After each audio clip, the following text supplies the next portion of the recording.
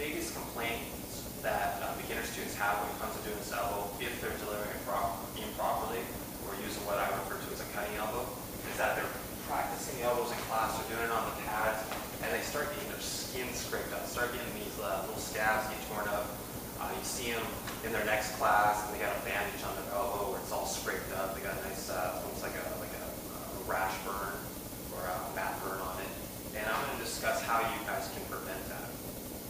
Overall, when it comes to elbow number one, most students pick it up pretty quickly. I don't think it's a really difficult combative to do. But let me discuss how to prevent that one minor problem, because it makes training on fun if you got your elbows all scraped up, or for some people, due to their line of work, they can't be having their arms all cut up and looking ridiculous. Okay, this is what I mean is, first of all, a cutting elbow is you hit the target and then you slice through it like that. All right? Now, if you do that type of elbow, that's the reason why you're getting your skin torn up, in that you hit the person or the pad like this, and then instead of knocking the target backwards, it ends up ricocheting off to the side, and you can hear this, that scraping motion, but you're doing it full speed, and then the skin on your elbow is getting caught on that material, and after multiple reps, dozens and dozens of reps, that's why your elbow's getting all cut up. Now, before I get into explain how to prevent that, I want to make sure that you guys know that this isn't necessarily an obsolete way to throw an elbow. As a matter of fact, in a lot of sport type of combatives, such as mixed martial arts or in a Muay Thai kickboxing match, they actually prefer this type of elbow. And the reason why is because if you throw this type of elbow on your opponent and do that to their skin, there's a good chance you're going to cut them a little bit. You're going to cause a cut, especially around the eyebrows where the skin's thin. There's that sharp bone underneath. People get cut, blood gets into their eyes and impairs their vision. If the fight goes to a decision, it looks good to the judges that it looks like you busted up the other guy pretty good. This is good. It's going to increase your chance of winning by decision. But here's the problem, is that in a self-defense situation, there are no judges, there's no decisions, and I don't really care if I cut the guy open and he's bleeding all over the place. Yeah, that's great in a sport fight. I might win the fight because of a doctor stoppage, but I guarantee there isn't going to be no doctor on the sideline saying, oh yeah, that guy, he's bleeding a lot, let's stop the fight. Not that. That's not going to happen. As a matter of fact, I don't even want some bad guy bleeding all over me. At least in professional combatives, you and your opponent have to take a blood test to make sure you're not carrying any transmittable diseases. The problem is some junkie drug addict with AIDS attacks me. I cut him with this cutting elbow, he's bleeding all over me. That's not necessarily a good thing. Because the most important principle in Krav Maga is to go home safe, not to just go home. Yeah, this junkie's attacking me.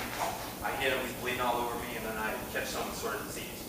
Yeah, I got home, but I didn't go home in a safe condition. Now I have some explaining to do to my girlfriend if I end up with some weird disease. I don't want to go through that shit.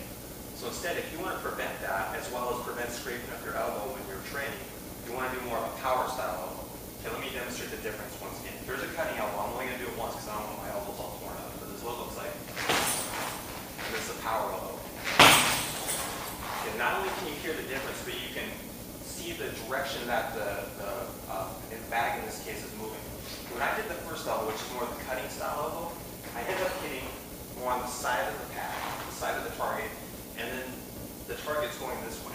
So if I'm doing it towards the camera, right on impact, my elbow's more in front of me like this.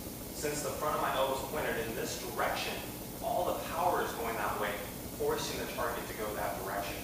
Which is fine, there's nothing wrong with that, especially on the situation. Instead of hitting the guy in the front of the face or throat, you might end up hitting him on the side, which is fine. But when you're doing it on the pads, that's what's tearing up your elbow.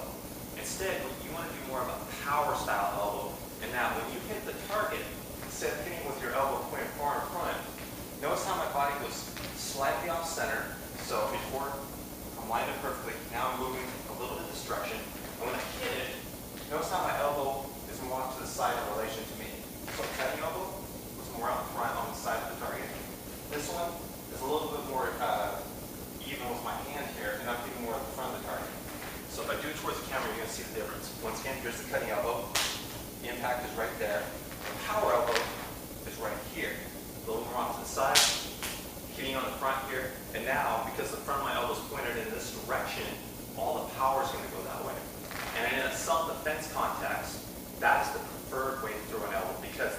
purpose of throwing the elbow is, yeah, I might be able to hit the person really hard, cause them to get hurt, concuss them, that would be great. But the main purpose of the elbow usually is they're so close to you, you're being attacked. You want to back them off from you. And if you hit them and it knocks them backwards in that direction, it serves its purpose. And more importantly, when you're training in class and you're hitting the pads, if you deliver your elbow in this fashion, you're going to avoid getting your elbow all scraped up. So when you're training next time in class, you catch yourself getting scraped up, it's because you're doing that cutting style elbow. So instead of like this, move a little bit off to the side, and end up hitting the target more like this, and make sure the pad goes this way. If you do that, you'll find that your training is going to be a lot more fun because you're not getting your elbows all screwed up.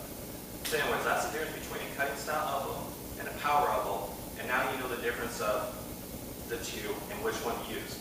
When you get really good at training, you should practice both, but for now at the beginner level 1 training, I suggest you use more of the power style elbow. It's going to be better for you. And then at the more advanced levels, especially when you start getting into sparring on your opponent, we'll teach you guys more of how to modify and use more of a cutting style elbow. That will be a little bit more applicable for that type of sparring, especially for those who want to get into competition. Anyways, thanks for watching. I hope that makes sense.